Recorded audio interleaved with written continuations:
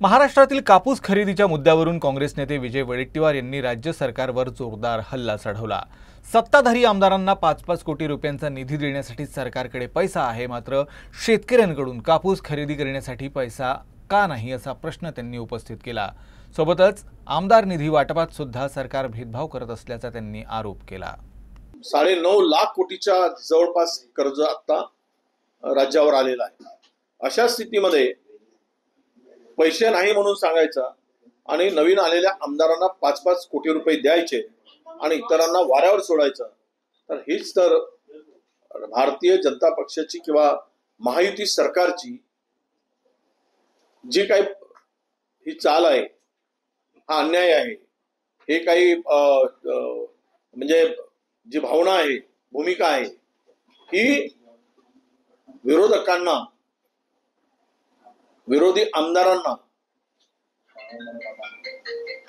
पुढच्या दृष्टीनं की तुमको कुछ नहीं मिलेगा फिर विचार करो, त्याचं एक प्रलोभन आहे। वडेट्टीवारांनी लाडकी बहीण योजनेवरही प्रश्नचिन्ह उपस्थित केले।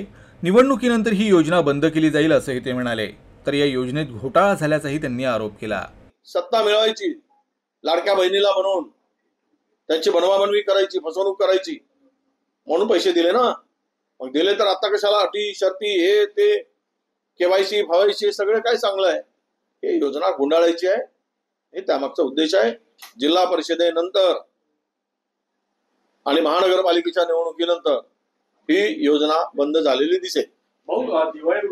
हे छाती ठोकून कितीही सांगू दे सरकार, आम्ही बंद करणार नाही, आम्ही बंद करणार नाही, हे छाती फाडून घेतील तरी ही योजना बंद होणार आहे आणि फाडल्यावरही ते दिसणार आहे उद्या योजना ही बंद होणार आहे।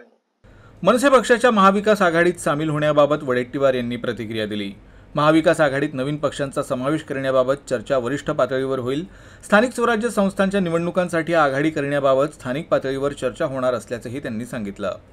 आम्ही सुरुवातीलाच ठरवलेलं आहे आणि आमचं सुरुवातीला ठरलेलं आहे की स्थानिक पातळीवर निर्णय घ्यायचा।